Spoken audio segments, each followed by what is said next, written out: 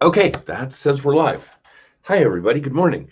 Um, how do I do this particular video blog subsequent to our actual blog post? This is kind of interesting to me, and I've been kind of rattling it around in my head whether or not we would even do the blog post, whether or not I would do a video subsequent to the blog post, and decided I was actually going to let it all ride, as it were. So, in reviewing the data data that we assembled for the quarterly posts that we do about the housing market, real estate, mortgages, that kind of thing. And we do only do that once a quarter. Everything else we do is kind of related to the holidays or restaurants or things that are absolutely outside of the real estate and mortgage space because they're not real exciting topics. And this quarterly report has some data in it on the mortgage side that I pretty much know to be bullshit, to put it lightly. So it's really, really difficult for me to even assume that the data regarding the housing stuff is accurate or that any of the data in these quarterly reports is accurate. But I want to point out some things, certainly a thing that is really, really specific when it comes to mortgage rates. And there is some content about mortgage rates in our blog post.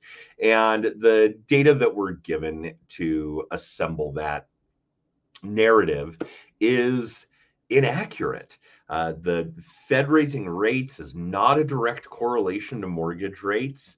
The Fed deals on a very short term rate basis. Obviously, mortgages are very long term.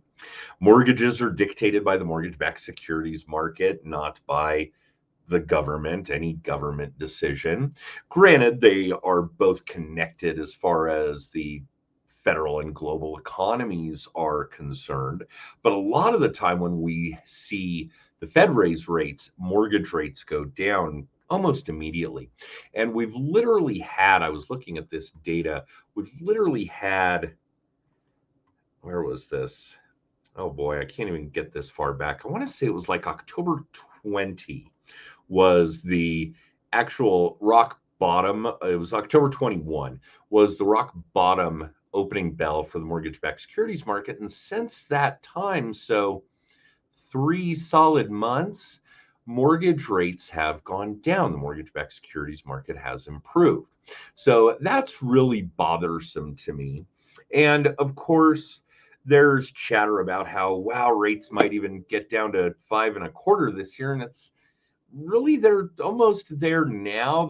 We could probably find 5.25 scenarios on real basic 30-year vanilla, perfect credit, big down payment, that kind of thing, owner occupied, single family, et cetera, et cetera. We're ticking all the boxes for what makes for the best mortgage rates.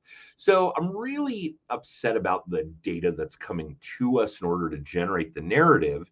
And it occurred to me that it's like a lot of what goes on in media, that we have to take it as a slice of the entertainment industry, and that bad news sells, good news really doesn't. So there was all kinds of talk all throughout well, probably about the latter 9 months of last year, maybe not quite that long, but because it did start to shift, obviously, at the end of October, where there was just all kinds of chatter, news outlets, media outlets, on and on about mortgage rates going up. And as soon as that turned, and we did have this enormous day on November 10th. And again, thank you for all the insight into the mortgage backed securities and mortgage rates from Barry Habib. He's literally the one talking head in this crazy world known as mortgages that we actually listen to because he knows what he's talking about.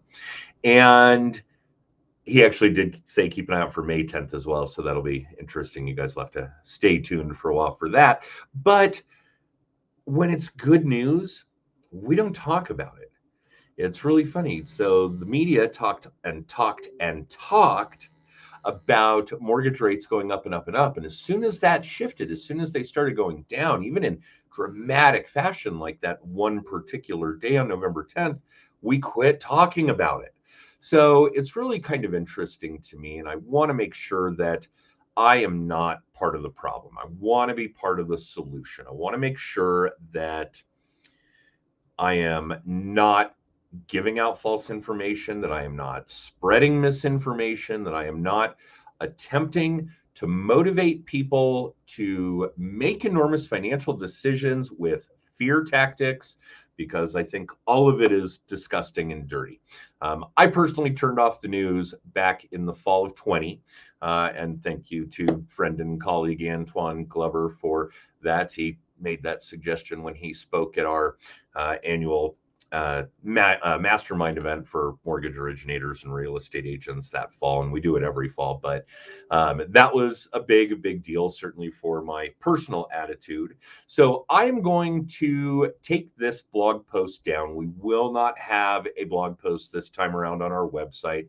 For those of you that already received it via email, I apologize.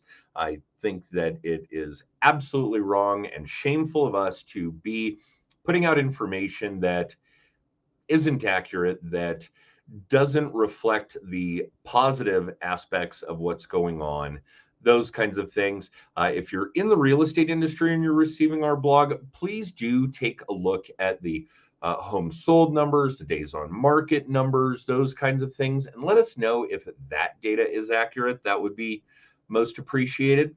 And otherwise, thank you. I appreciate the patronage. If you guys are receiving this, if you're part of one of our audiences, Facebook, LinkedIn, YouTube is where this is getting broadcast live right now, then thank you for your support, for your patronage. My sincere apologies for being part of the problem rather than being part of the solution.